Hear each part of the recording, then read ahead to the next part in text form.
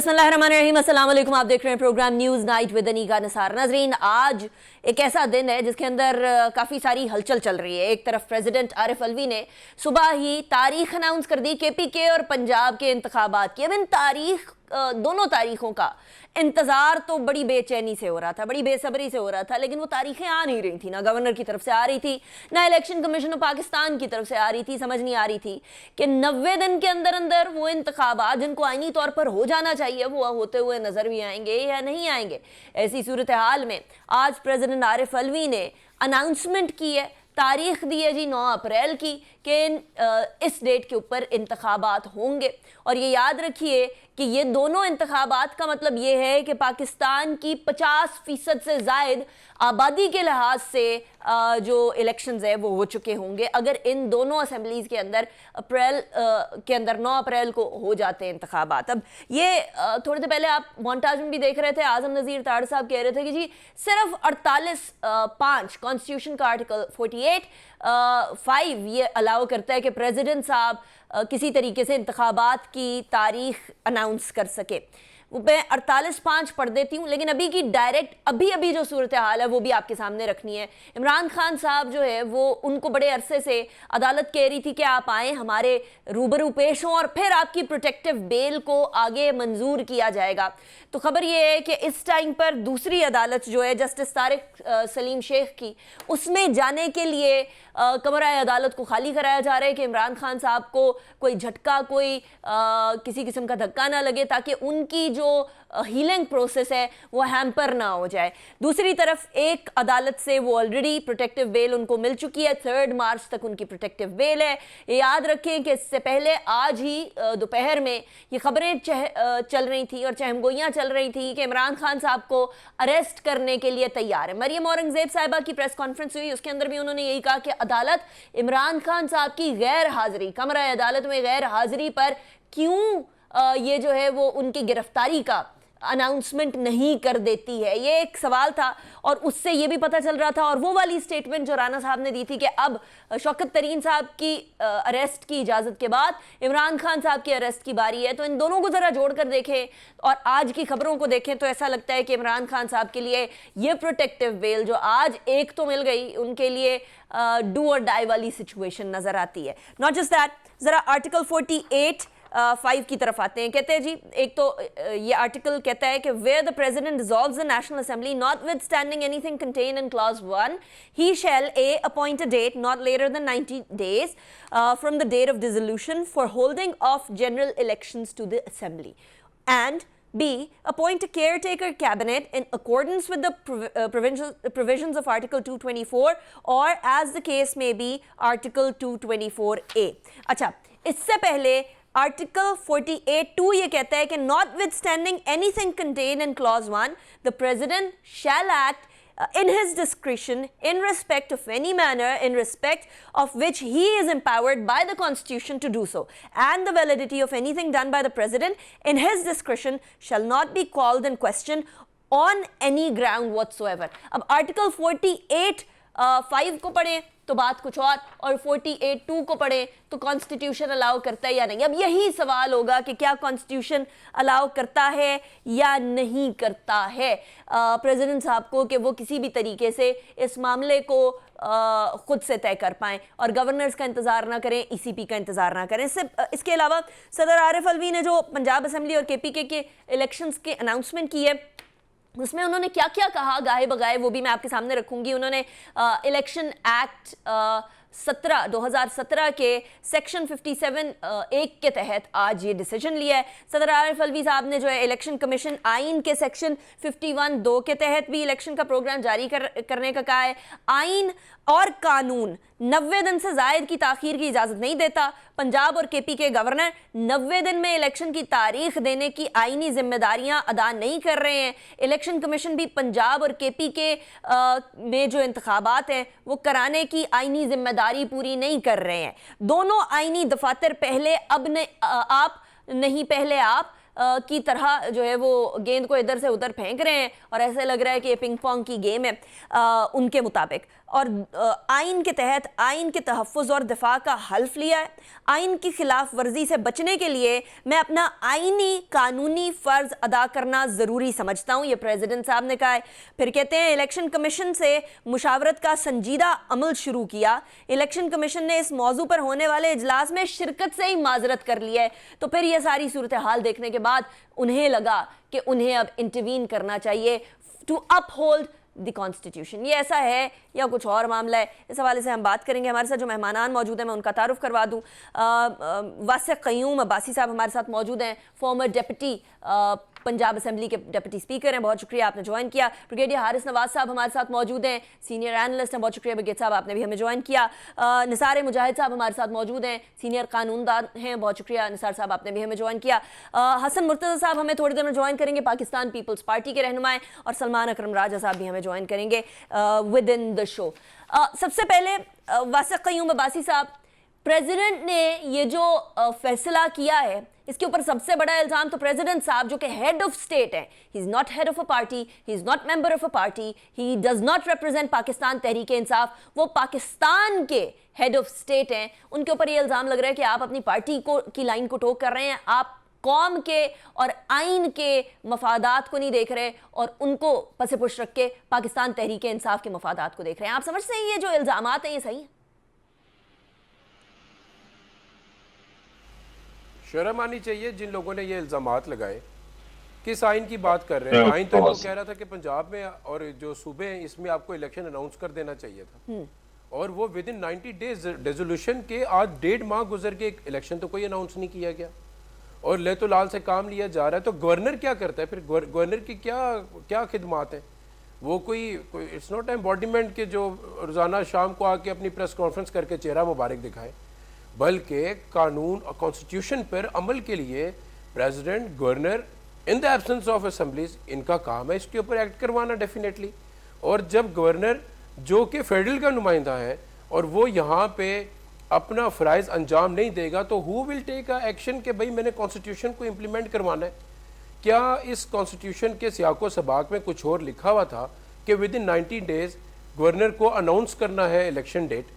और आज उसके ऊपर अगर कुछ नहीं है, और अफसोस की बात कि अगर प्रेसिडेंट ने इलेक्शन एक्ट 2017 के सेक्शन 57 के तहत अगर कोई स्टेप लेके बुला ही लिया था आपको और उसमें कंसेंट नहीं है, उसमें मेंशन किया हुआ विद कंसल्टेशन वो अनाउंस कर सकते हैं। और जो आपने आर्टिकल 48 पढ़ा उसके भी पहले हिस्से में जो उसका क्लॉज 2 है उसकी डेफिनेशन यही है कि गवर्नर अगर ये कोई एक्ट करता है और गवर्नर को डिसीजन करता है तो फिर वो उसके ऊपर क्वेश्चन मार्क नहीं लगेगा, उससे पूछा नहीं जाएगा, और वो डिसीजन अगर कॉन्स्टिट्यूशनल बाइंडिंग के अंदर है तो प्रेसिडेंट करता है। तो मैं ये पूछना चाह रहा हूँ कि एक के उन्होंने इसको ले तो लाल से काम लेके सूबों को तो आप किसी सूरत भी डिले नहीं कर सकते, इसको लिंगरिंग डिस्प्यूट नहीं बना सकते।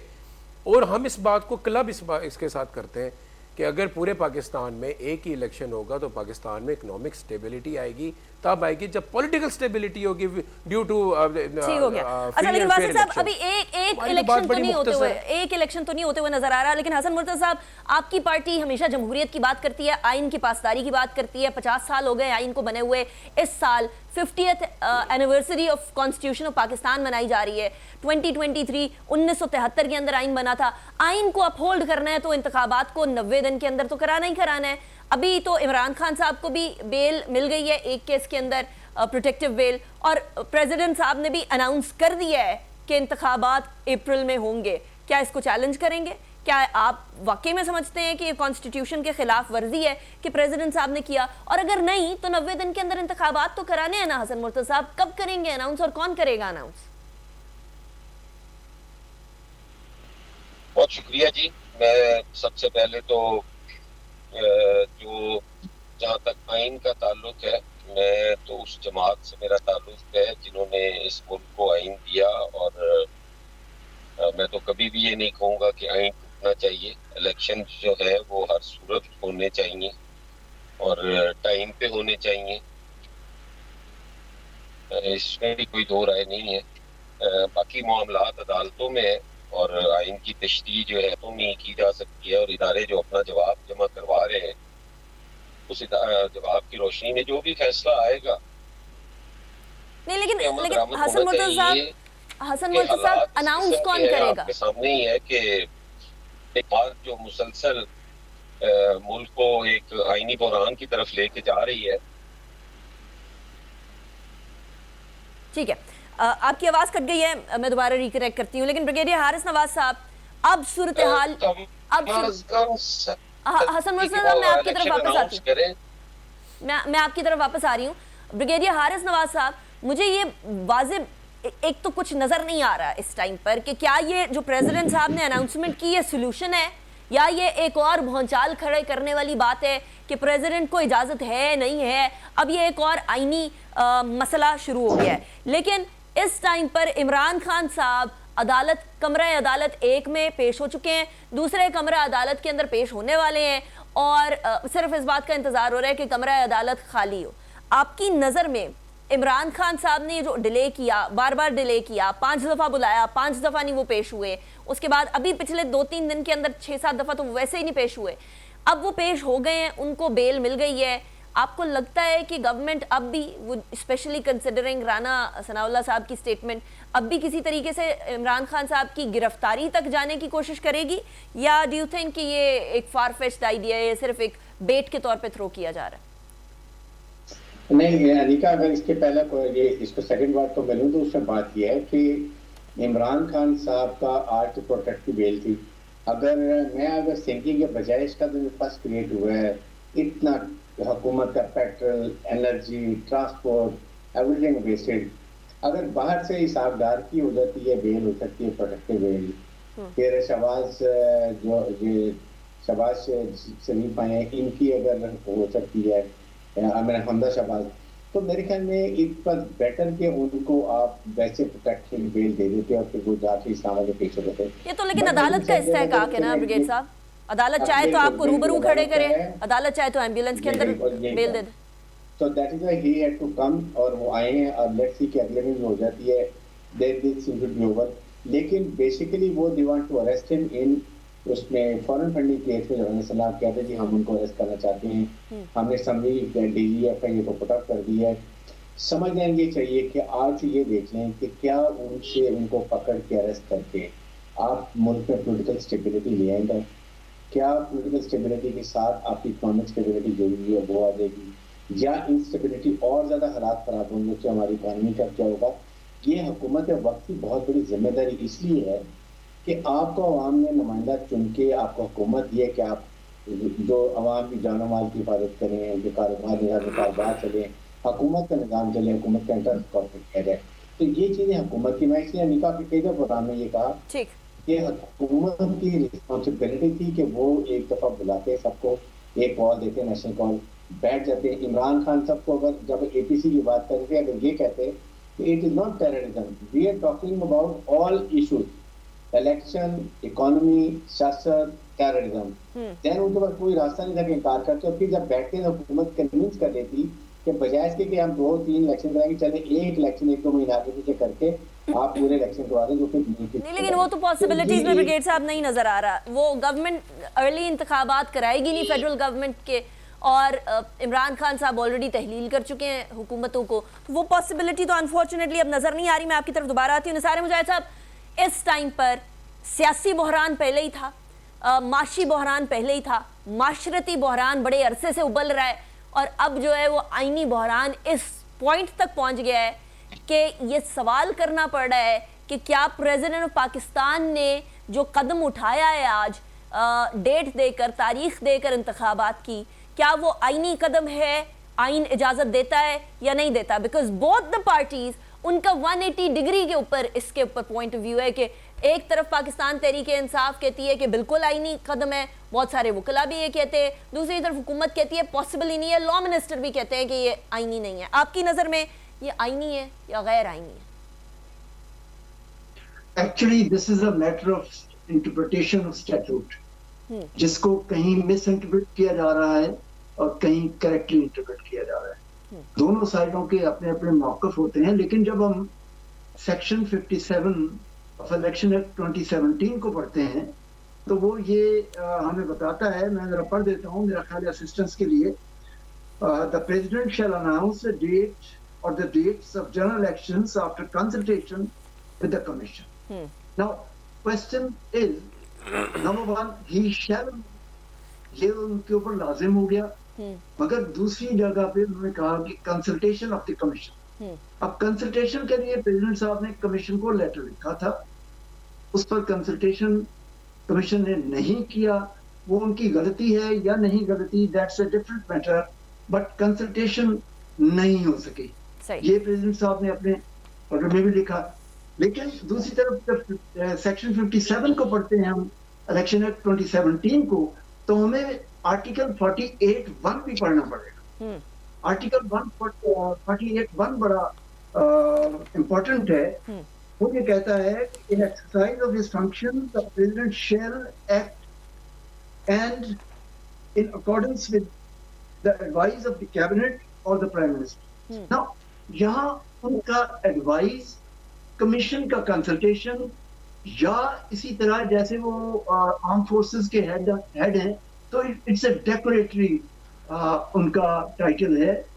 लेकिन कंसल्टेशन की तरफ आ जाए, एडवाइस की तरफ आ जाए, तो then he is to go according to the constitution and according to the law.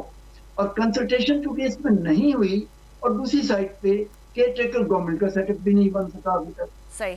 और जितने भी ये लीगल इफेक्ट्स आएंगे, ये अल्टीमेटली कोर्ट में जाने हैं. ठीक है. अच्छा निसार साहब, आपने आर्टिकल 48(1) की बात की और 48(2) मैंने थोड़ी देर पहले पढ़ दिया था. 48(5) की बात आज आजम नज़ीर तार साहब कर रहे हैं. इसके ऊपर मजीद डिस्कशन करेंगे, इसलिए क्योंकि ये बड़ा पेचीदा हो जाता है मामला. एक तरफ आर्टिकल 48(1) को देखें तो उनको कैबिनेट से बात करनी है और ऑब्वियसली उनको कमीशन से भी बात करनी है, लेकिन फिर आर्टिकल 48(2) के अंदर देखें तो फिर उनकी बहुत सारी बातें अकॉर्डिंग टू द कॉन्स्टिट्यूशन. तो ये क्या इंटरप्रिटेशन के मामले के अंदर टग ऑफ वॉर होती रहेगी, इस पे बात करेंगे एक ब्रेक के बाद.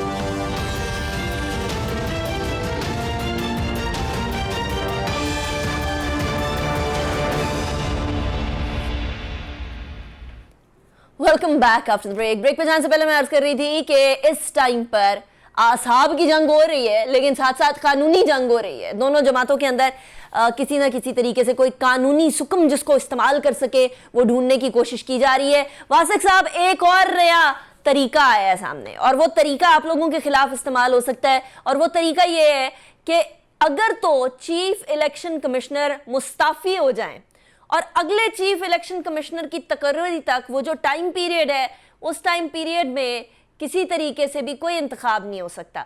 ये बात मैं नहीं कह रही हूँ, ये SAPM इरफान कादर साहब ने कही है. और ये बात मैं इसलिए आपके सामने रख रही हूँ कि फॉर एग्जाम्पल 9 अप्रैल को इंतखाबात होने वाले हैं और उससे पहले चीफ इलेक्शन कमिश्नर जो हैं वो मुस्ताफ़ी हो जाएं और उसके बाद नए चीफ इलेक्शन कमिश्नर की सर्च में हुकूमत बहुत ज़्यादा जुट जाए और बड़े दिन लग जाए, तो फिर क्या करेंगे? देखिए, मैं जहाँ आपकी आवाज़ कट रही थी लेकिन जो बात मैं समझ सका, आप ये कह रही हैं कि अगर 9 अप्रैल से पहले चीफ इलेक्शन कमिश्नर इस्तीफा दे दें तो नई की तकर्री तक इतना इसको लिंगर कर दिया जाएगा कि आपका इलेक्शन से दोबारा से यानी कि उस पर असरअंदाज हो सकता है. आप ये पूछ रही हैं? बिल्कुल बिल्कुल बिल्कुल. अच्छा, नहीं, जो देखे ना, पहली बात यह है कि एक इलेक्शन कमिश्नर के होते हुए अगर इलेक्शन अनाउंस अभी सदर साहब ने तारीख दी है, उसका पूरा स्केड्यूल आएगा कागजात नामजदगी का, और ये जितना पूरी तरतीब बनाई जाएगी कि कागज़ लेने कब है, स्क्रूटनी कब होनी है, सारी तरतीब चलेगी. फिर उसके बाद चूंकि 2 बड़े सूबों में इलेक्शन हो रहा है और एक पाकिस्तान का 50% ऑफ टोटल पॉपुलेशन है, इतने बड़े सूबे का अगर इलेक्शन है तो उसकी डेफिनेटली उसकी प्रिंटिंग है, उसकी मटेरियल की, जितने भी उसके बैलेट पेपर्स हैं, तो एक लेंथी प्रोसेस है. कहने का मतलब ये है कि इसमें ऐसा नहीं होता कि एक इलेक्शन कमिश्नर साहब है, उन्होंने सुबह प्रिंटिंग के लिए चीज़ें भेजनी है, परसों उन्होंने स्क्रूटनी करनी है. दर हकीकत इदारा है, इदारा काम कर रहा है. वासिक साहब, तो इदारे ने डेट अनाउंस करते करते इतनी देर ले ली है और यहाँ इरफान कादिर साहब SAPM जो है उन्होंने ये बात कही है, तो आपको लगता है कि अगर वो डेट अनाउंस करने के लिए इतना अरसा ले सकते हैं तो प्रिंटिंग और ये सारी चीज़ें उनके लिए डिले करना कोई मसला होगा क्या? मैं तो ये समझता हूँ कि जो इकदाम किए गए इलेक्शन कमीशन की तरफ से, अगर वो ये समझते हैं कि इससे वो बरियू जमा हो जाएंगे, वो बरियू जमा नहीं हो सकते। और यकीनन किसी न किसी पॉइंट पे आके हमें ताला लगाना पड़ेगा, कानून को पकड़वाना पड़ेगा कि जब तक कॉन्स्टिट्यूशनली चीज़ों को हम लोग एक्ट नहीं करेंगे तो हमारे मुल्क में रूल ऑफ लॉ नहीं हो सकता। सही। और रूल ऑफ लॉ नहीं है तो क्या फिर ये जंगल है? ठीक है, तो फिर इसको जंगल के तहत चलाएं। यानी कि जो गवर्नमेंट 5 साल के लिए आगे वो आगे बिगड़ जाए। लेट्स सपोज हमारी गवर्नमेंट आगे हम आगे बिगड़ जाए, हम मानते ही नहीं है, हम 5 साल में भी इलेक्शन नहीं कराएंगे। कॉन्स्टिट्यूशनली चलना पड़ेगा और ये जो हमारे मुक्तदर इदारे इनको समझना पड़ेगा, इन हलकों को समझना पड़ेगा कि पाकिस्तान में कॉन्स्टिट्यूशन को आपको सबसे ऊपर रखना, मुकद्दम रखना, अच्छा, पाकिस्तान को आगे बढ़ाने के लिए अभी लेटेस्ट अपडेट ये ऐसे कर सकते हैं, लेकिन मेरे नजदीक अभी लेटेस्ट अपडेट ये है कि इमरान खान साहब जो है वो तारिक सलीम शेख साहब की अदालत के अंदर पेश हो गए और अब यहाँ दूसरा प्रोटेक्टिव बेल वाला मामला जो है वो आगे बढ़ेगा। लेकिन हसन मुर्तजा साहब, तरीके तो हजार हैं और कॉन्स्टिट्यूशन को इंटरप्रेट करने के तरीके भी हजार हैं और अपना मतलब निकालना सियासतदानों पे छोड़ दिया जाए तो वो कर लेते हैं किसी ना किसी तरीके से, कोई ना कोई तरीका निकल ही आता है। हमने तो ये भी नहीं सोचा था कि ये सियासी रस्साकशी इस पॉइंट तक पहुंचेगी कि इतने दिन तक इंतखाबात भी नहीं अनाउंस होंगे। हमने ये भी नहीं सोचा था कि असेंबलियाँ तहलील होने के बाद इंतखाबात किसी इबाम में भी पड़ेंगे, कोई इसके ऊपर सवाल भी उठ सकेगा, लेकिन ये हो गया। तो क्या हम ये तवक्को भी कर सकते हैं कि हुकूमत ये चाहेगी कि ये इंतखाबात और जो वफाकी इंतखाबात हैं वो इकट्ठे हों किसी तरीके से? क्या ये पॉसिबिलिटी भी है?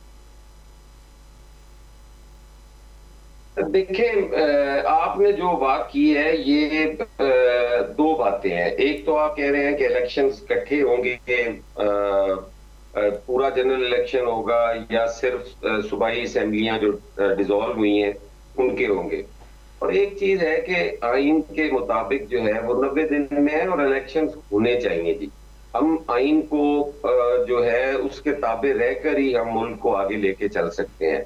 लेकिन जो एक सबसे बड़ा मसला है इस मुल्क के अंदर वो ये है कि आइन समझ ही उस वक्त आता है जब बंदा ओपोजिशन बेंचों पे होता है।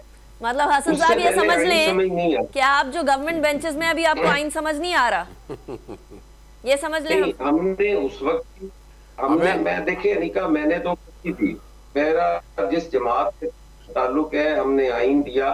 हमने सिर्फ आइन ही नहीं दिया, हमने उस आइन के बदले में जाने भी दी हैं, हमारे खून भी बहे हैं। हम वो पॉलिटिकल पार्टी हैं जिन्होंने सबसे ज्यादा खून दिया है इस मुल्क के अंदर। हमारी क़यादत से लेके जो आप में ठीक थे वो दे गए, सही कह रहे हैं, किया गया है, हमें फांसियों पे लटकाया गया है। हमारे साथ किसी भी किंग पार्टी का ये कहकर मुकाबला कर लेना कि आज वो पॉपुलैरिटी की बुलंदियों पर है और पाकिस्तान पीपल्स पार्टी नजर नहीं आती, इसका ये मतलब हरगिज नहीं है कि नजरियात खत्म हो गए हैं। तो ये नजरिए की बात जो है हसन साहब, ये काबीना में बैठ के भी होती है, ये काबीना के अंदर कैबिनेट में बैठ के भी यही वाली नजरियात की बात होती है कि देखें जी आप गलत कर रहे हैं। अगर PMLN डिले करना चाह रही है, फॉर एग्जांपल मैं हाइपोथेटिकल बात कर रही हूँ, आई डोंट नो कि कौन डिले करना चाह रहा है कौन डिले नहीं करना चाह रहा, लेकिन अगर PMLN डिले करना चाह रही है और पाकिस्तान पीपल्स पार्टी हमेशा आइन के साथ जाती है, तो क्या ये बात ये फोर्स किया जा रहा है कि इत्तेहादी के तौर पर कि कराएं जी 90 दिन के अंदर इंतखाबात, आप क्यों अनाउंस नहीं कर रहे हैं? निका, अगर मुझे बात थोड़ी सी कंप्लीट कर लेने देते तो शायद इस सवाल की भी जरूरत ना रहती। मैं तो कहता हूं कि आज जो हमारे मुल्क के हालात हैं, क्या उसमें आज हम सारा दिन तो कहते हैं कि मुल्क दिवालिया हो गया, मुल्क दिवालिया हो गया, मुल्क की प्रैक्टिकली दिवालिया हो गया, बस अनाउंसमेंट बकाया है। ये सारे मेरे PTI के दोस्त जो है ये सारा दिन उनकी क़यादत से लेके काम कारकुन तक सारे यही बात करते हैं। क्या आज हम जिन इलेक्शंस का मुतालबा कर रहे हैं, क्या हमारे पास पैसे हैं? अगले दिन इलेक्शन कमीशन के जो बयान थे वो अगर बयान मद्देनजर रख के उसके मुताबिक सोचा जाए तो प्रेसिडेंट का ये बनता था कि वो प्रेसिडेंसी में उन्हें बुलाते और उन्हें अपने इख्तियारात से तजावज करते हुए ये कहते कि इलेक्शन करवाओ, और उनको सुने बगैर अनहर्ड एक फैसला दे दिया कि मैं 9 अप्रैल को इलेक्शन करवाना चाहता हूँ। प्रेसिडेंट साहब को अपनी आईनी हैसियत का तो कोई ख्याल रखना चाहिए था कि मैं एक आईनी ओहदे पर बैठा हुआ हूँ और मैं मुल्क का सदर मुमलिकत हूँ, राइट, मुझे ऐसे जज्बाती और एक पार्टी के कोई ये स्पोक्स पर्सन नहीं है। ये वही इल्जाम है जिसकी मैं शुरू में बात कर रही थी हसन साहब। उनका पार्टी एजुकेशन से हटके अनेका, मुझे सिर्फ एक बात का मौका दे। चलिए मुझे ब्रेक मैं सिर्फ एक बात में ऐड करना चाहता हूँ हसन मुर्तजा साहब के साथ। मैं सिर्फ हसन मुर्तजा साहब के साथ very quickly, I have to go towards the break, सिर्फ वेरी क्विकली, एक वेरी क्विकली सिर्फ एक बात बता दो, जुबान से कह दिया ला इलाहा तो क्या हासिल, दिलो निगाह मुसलमान है तो कुछ भी नहीं। क्या कॉन्स्टिट्यूशन के लिए कुर्बानियां दी, कॉन्स्टिट्यूशन के खून दिया, और जो कॉन्स्टिट्यूशन के लड़ाई करने वाले थे वो निकाल दिए। अभी सिर्फ आप लोगों के साथ वो टोला रह गया जिन्होंने कॉन्स्टिट्यूशन से खेला है। इसलिए ये बात ना करें। और मुर्तजा साहब को, हसन भाई को स्टैंड आज किसके साथ? I got your point. Let me go towards a break. Break के बाद वापस आते हैं, उसके बाद शो को कंटिन्यू करते हैं।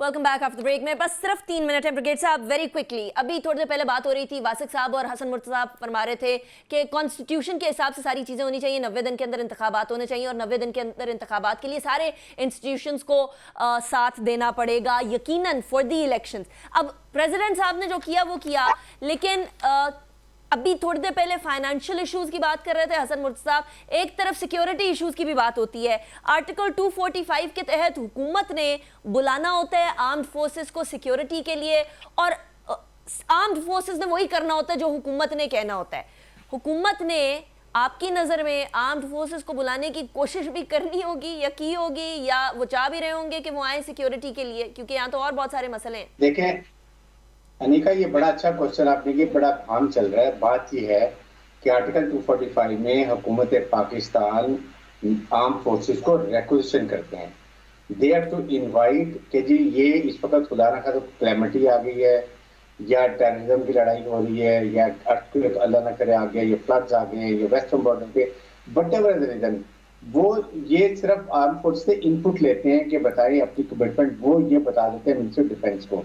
Then it is up to the ministry of defence जो आगे जो भी बताते हैं। फौज हर किस्म के लिए काम के लिए तैयार होती है, काम कर रही है, बट इसका तरीका ये है कि इसको रिक्वेजिशन करें, आप इसको बुलाएं in aid of civil power, और फिर वो आके जो भी वो टास्क दी जाएगी वो करते हैं, लाइक प्रोविंस लेवल पर भी, और इसके बाद इवन फेडरल लेवल पे। तो मेरे ख्याल में इस अवाम को क्लियर करना चाहिए, फौज कभी इनकार नहीं करती, फौज अपने जो आप इनपुट दे देती है, then it to the government and defence minister.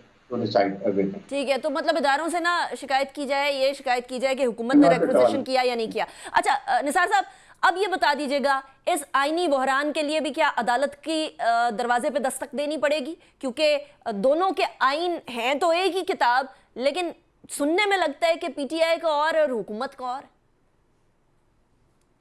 मैं आपके पढ़े हुए 2 सेक्शंस को कोट कर देता हूं। आपने सेक्शन 48(2) पढ़ा, सेक्शन 48(5) पढ़ा। अब देखिए इनके स्टार्ट में एक सेंटेंस लिखा हुआ है, not with standing anything contained in clause 1। जब हम not anything contained in clause 1 की बात करते हैं तो ऑटोमेटिकली 48(1) एप्लीकेबल हो जाता है। सही।